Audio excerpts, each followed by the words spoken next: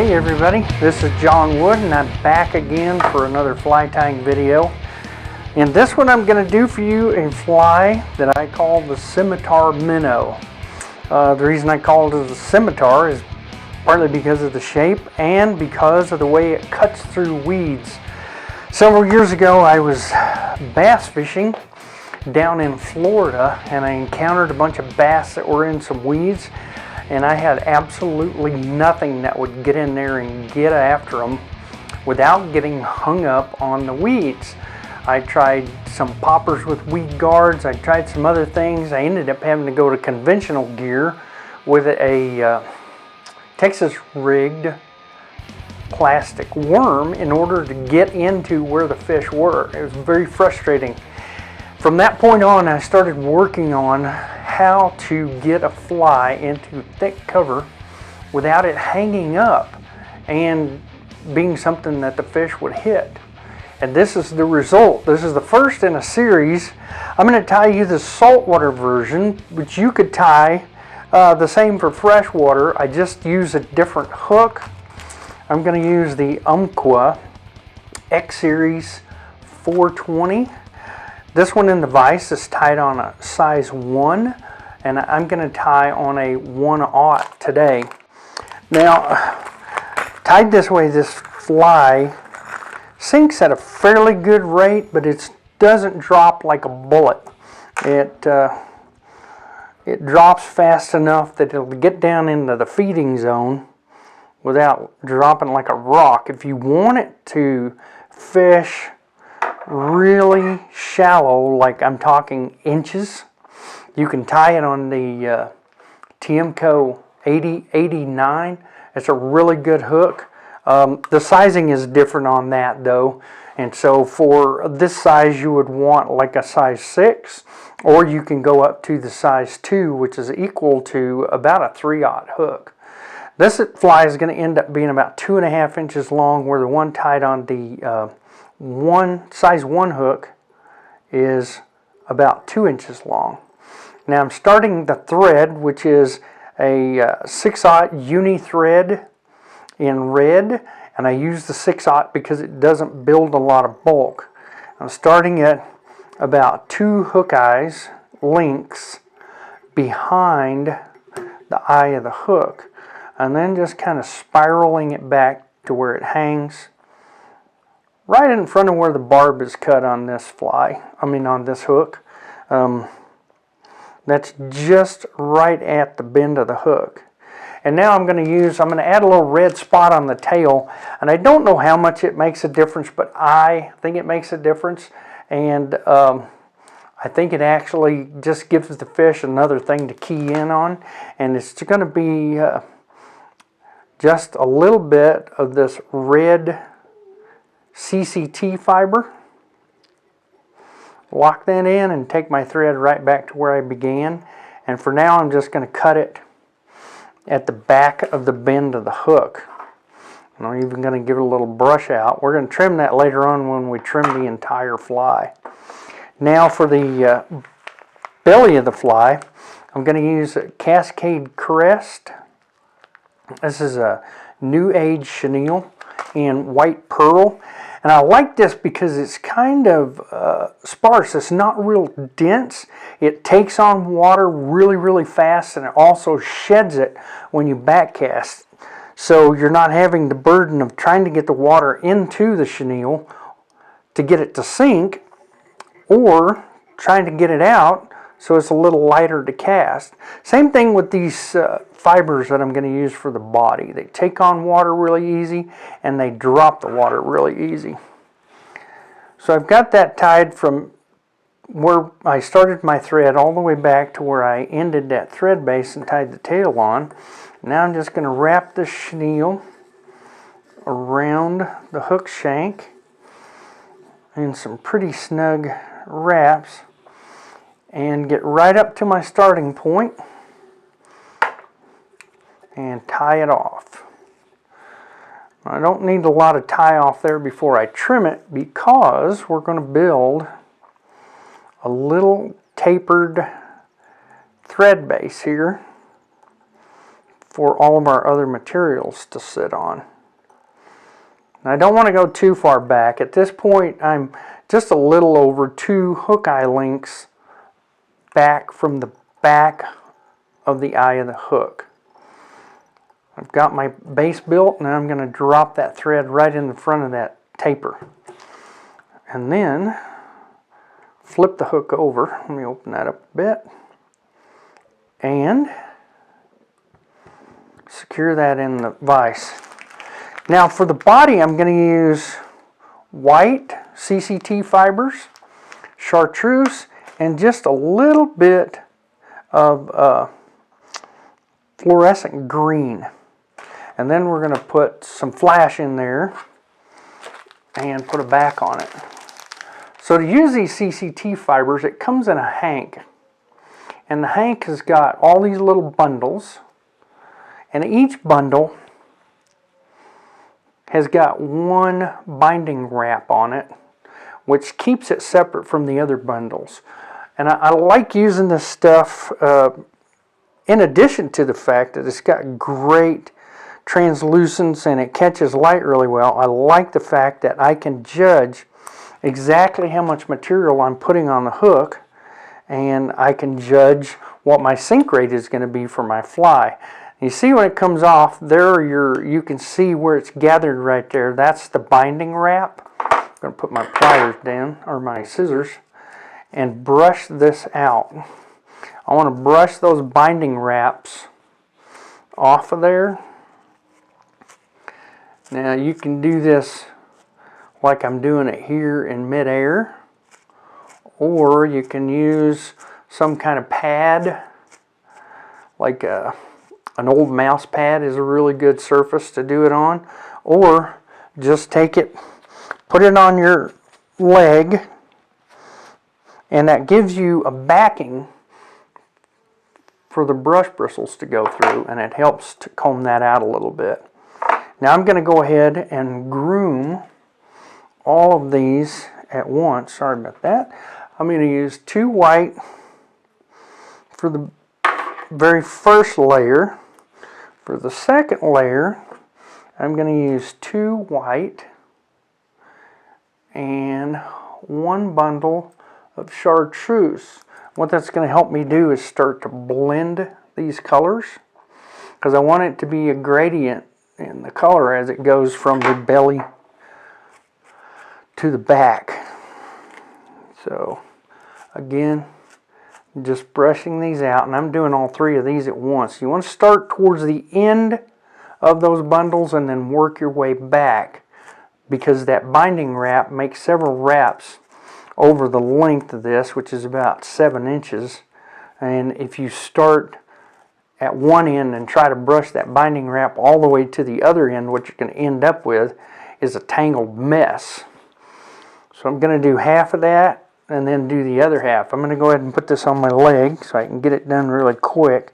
And you can see how much faster that goes when I've got something to back that fiber up. Now for the third layer, I'm going to do kind of the same thing we did with that second layer.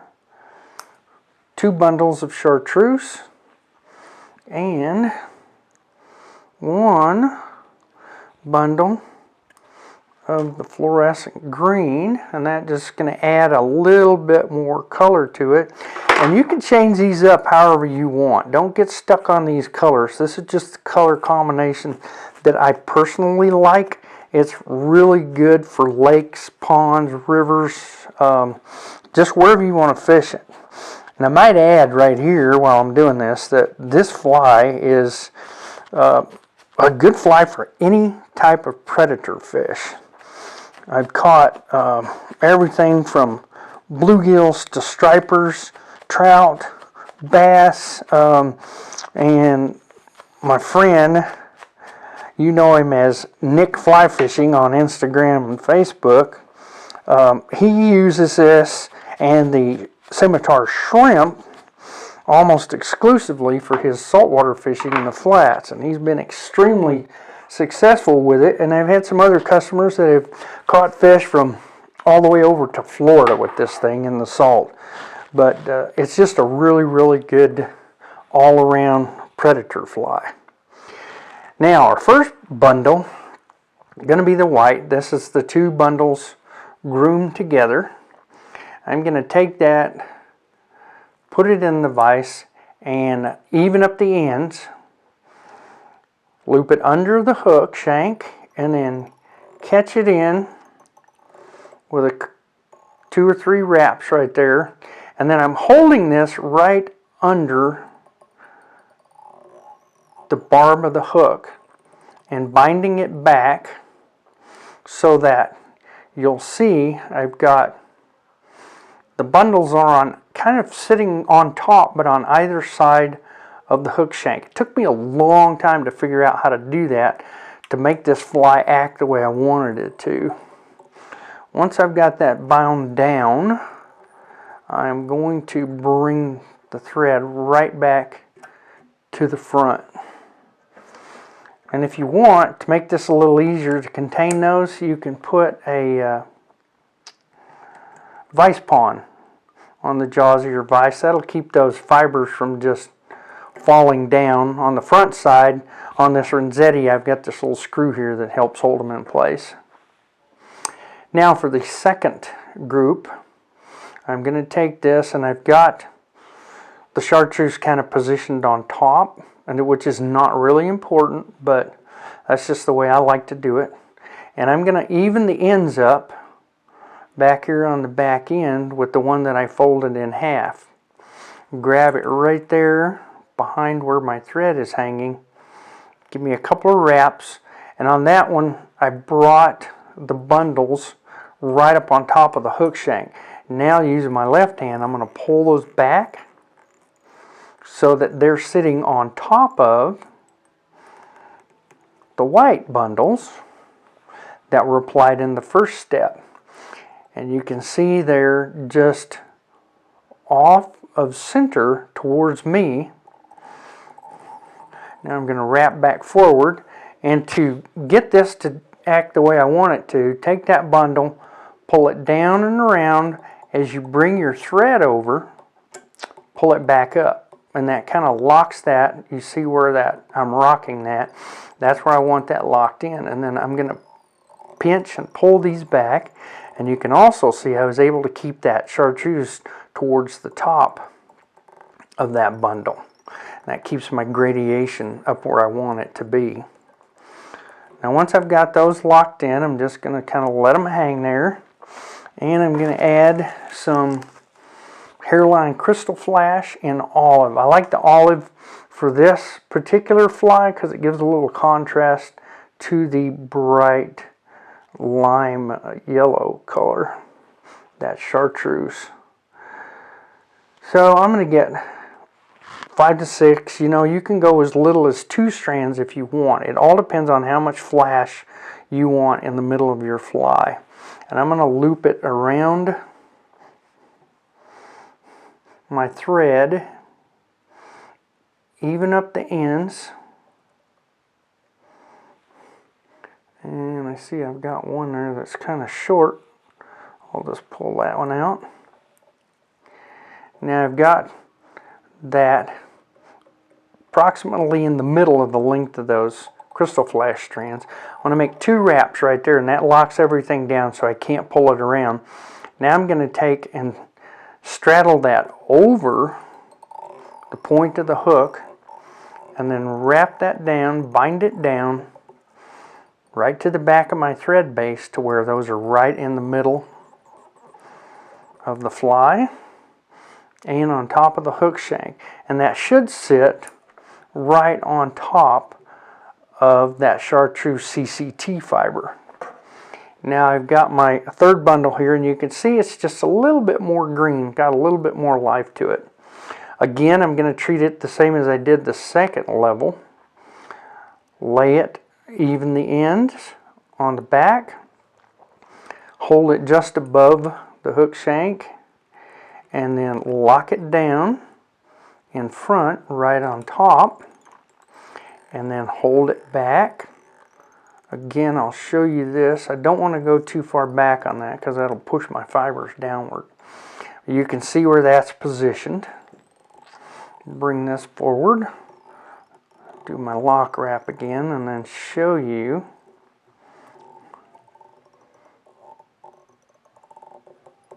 how those two bundles are positioned.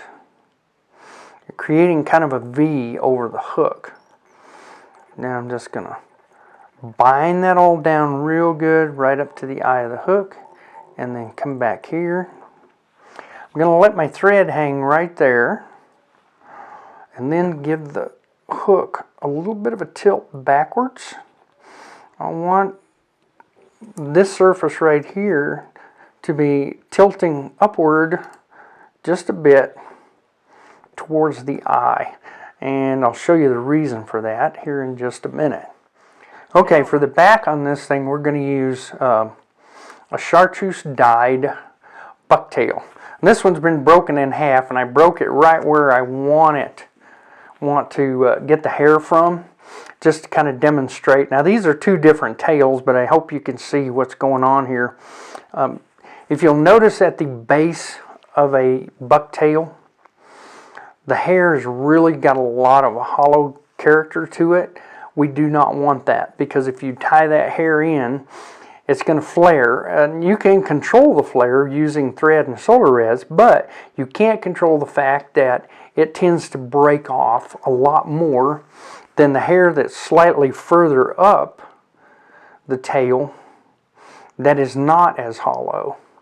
And that's what we want. We want it to be stiff, and that's why I'm using bucktail, but I do not want it to be hollow because I don't want the fly to break apart after just a few fish. I want to be able to catch a lot of fish with this. So I want to take my hair from towards the base of the tail where the hair has lost its hollow character, but it's got a lot of length, and I'm going to try not to cut a bunch of extra hair that I'm not going to use. And it's a little harder going this way. So I've got a pretty good bundle here. And that looks like a lot, but once I trim out or groom out all of the underfur and the shorter hairs, there's not going to be that much left, and I may end up actually having to add a few strands to this because we're going to stack the tips and even them up. I'll put them in my hair stacker here. Yeah, and I see that's a little bit shy of what I want, so I'm going to get a few more. Again, I don't want a whole bunch because it tends to make it hard to get it on the hook, to get it tied down if you get too much hair on there. It does make it a little more weedless because this bucktail and the fibers are actually what act as the weed guard. And incidentally, if you want to read a little bit more about that, the spring 2021 issue, maybe it was summer 2021 issue of Fly Tire magazine has an article that I wrote in there about a little more detail about how I came up with the fly and some other patterns, which I will be doing videos on soon. It's going to be a couple of weeks, but we'll get those done and you'll be able to see the entire series. Now, what I'm looking for is enough hair that's 2.5 inches long, and this stacker to the lip is just a hair over 2 inches long, so I'm in pretty good shape. I don't mind having that chartreuse one in there. So I'm going to pull that out, and you can see that hair stacked and evened pretty well. And I just want to point out another thing right here. You see this dark spot at the end? It's when I first started designing these for bass, I was fishing on a lake with a lot of shad in it, and they have that dot right at the tail. And I saw stacking this, what it did, creating that dot, I found that I kind of feel like it's a good imitator for that black dot on the back of the shad. Alright, to measure this, I have a scale here. Actually, it's just a piece of tape marked with the lengths that I use regularly. And I'm going to measure this out on the base of my vise here. And you can see I'm still pulling out some of the shorter hairs. I've got it measured. Now I'm just going to, right here in my little handy dandy hairline waste basket, clip the ends even. Now, before I put that on there, I'm going to use a little bit of Gorilla Super Glue gel. You want to shake that stuff up really, really good, and then shake it down into the nozzle, and then squeeze on it lightly until you get, hope you can see that little drop coming out right there. I don't want a whole lot, I just want a little bit. And if you end up getting too much, and you'll find out what's too much as soon as you grab one of these things and it glues your thumb or your finger to the fly. Keep a paper towel handy, like I've got here, and just dabble a little bit off of there. Okay, so now I've got that hair ready to go. I'm going to pull out about 2.5 to 3 inches of thread. Slightly reposition that so I can get to it. And then I'm going to drop that down right on top of the hook shank, and you can see everything is behind the eye of the hook. And then very loosely make 2 wraps and then let the bobbin dangle. Now I'm going to reach over with my right hand, my bobbin hand, and pinch that and make sure what I'm hoping to get is the hair straddling down on the sides of the hook. And I hope you can see that out front where it's doing that right there. And I've got it positioned where I want. I'm going to grasp it again with my left hand really close and then pull up, not down, up on the bobbin. You see that hair will start to try to flare, and then I'm just going to wrap my way, putting tension only when I come back around on the thread. And you notice I left the end of that unbound and then went back. And you also may have noticed there when I started wrapping it, slid that thread forward. That will happen.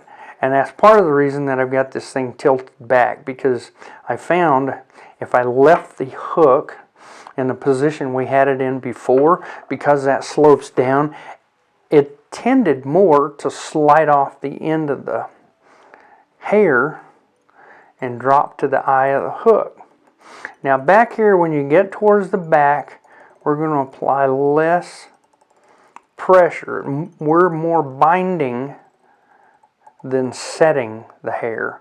If you put too much pressure on that, it's going to flare up like mad, and that's something we don't want. We can contain it, like I said, with the Solarez, but I'd rather not have to.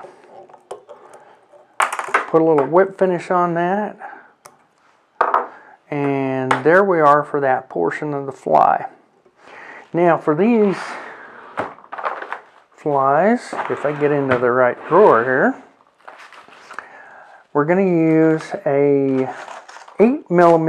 pair of 8mm holographic epoxy eyes.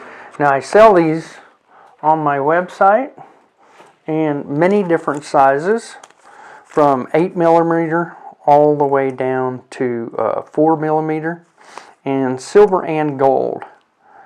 And we're going to use on this particular one the 8mm silver.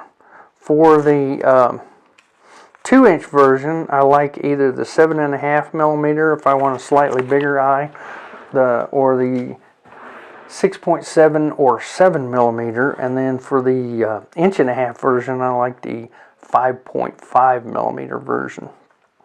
Again, we're going to go back to our super glue gel, and for ease of handling, I place those on the back of my hand. They're little adhesive that holds it in place.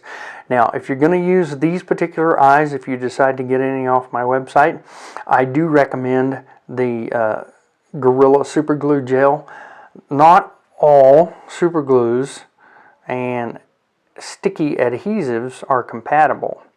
I've found a lot of the eyes just don't like any kind of super glue. So I dot that on one side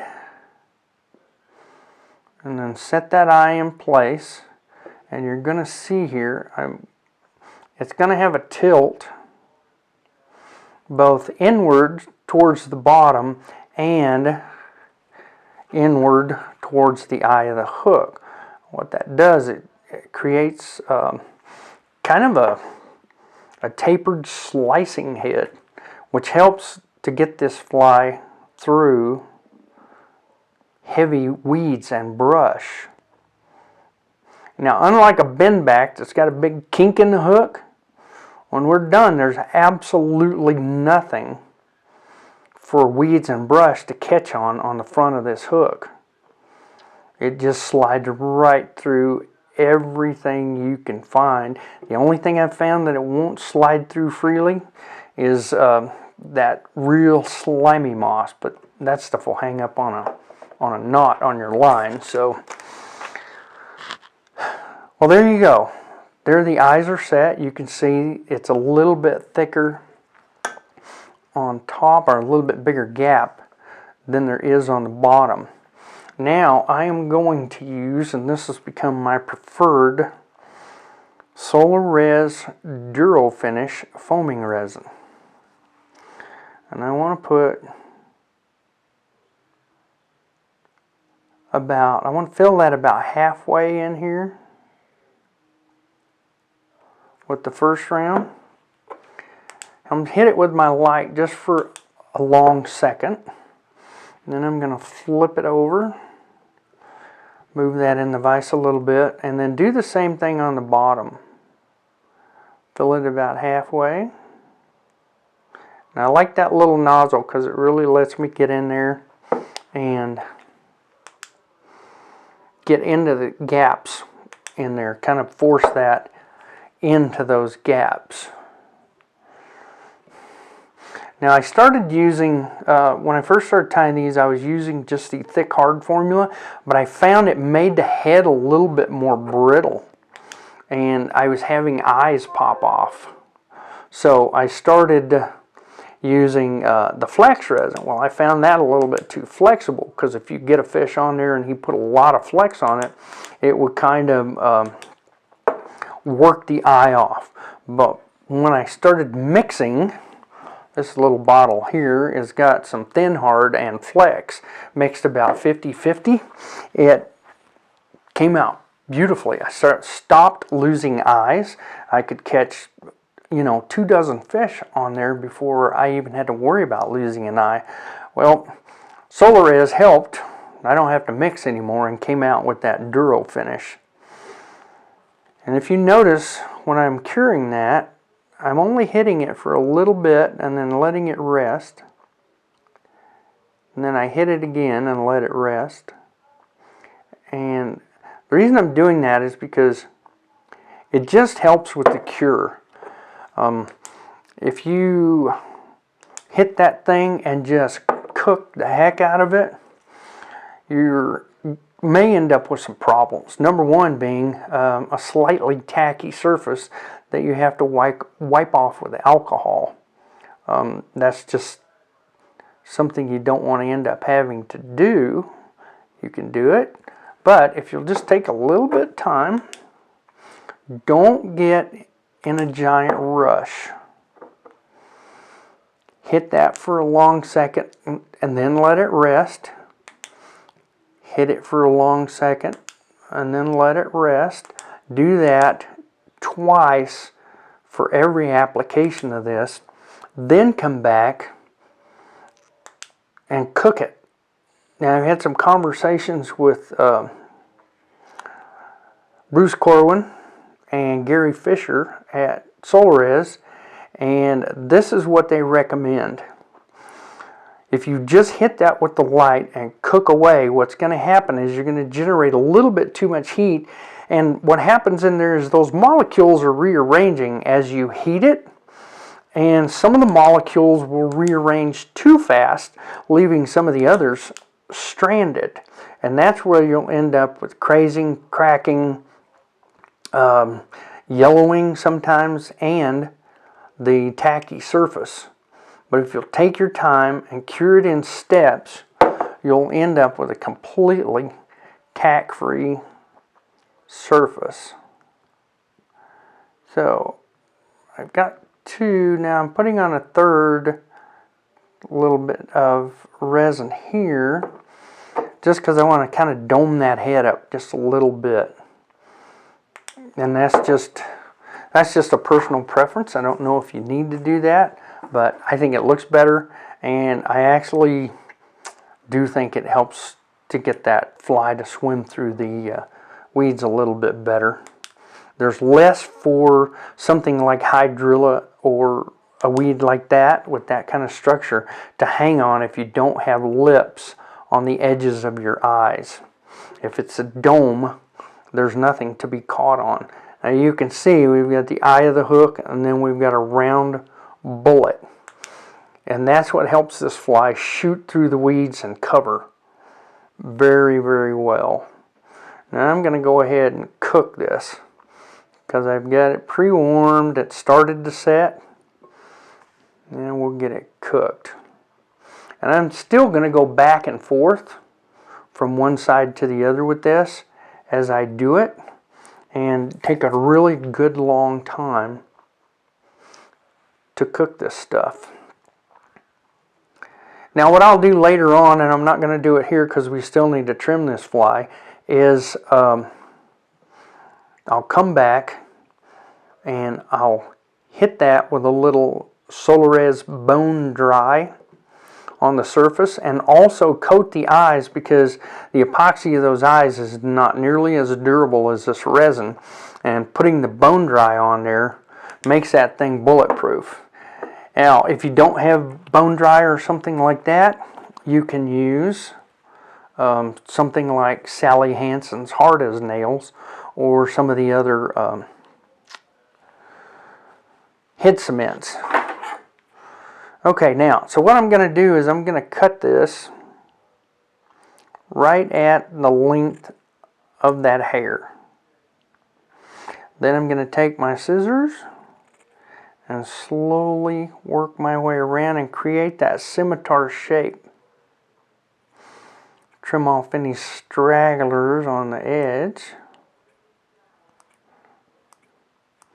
And there you have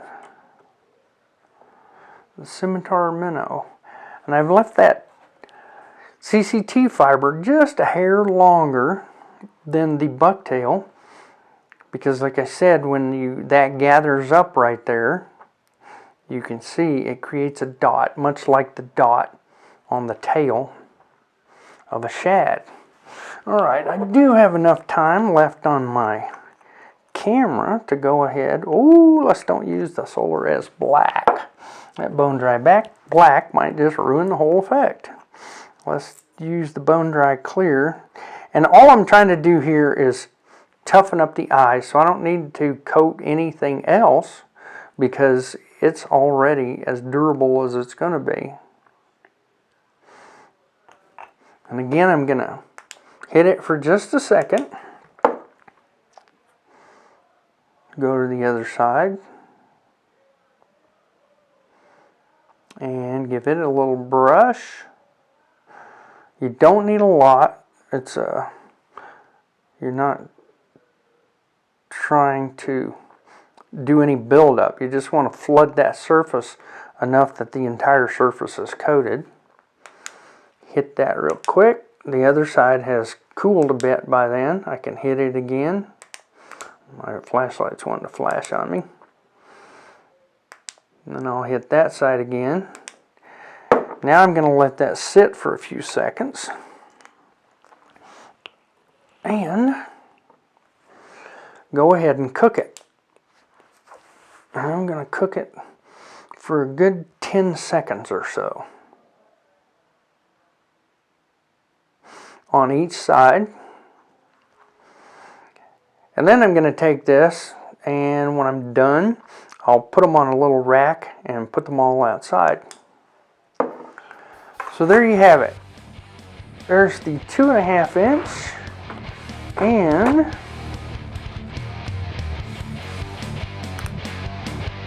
the 2 inch Scimitar Minnow and Chartreuse. If you've got any questions, just leave them in the comment section here on the video and I'll get back to you. Thanks for watching.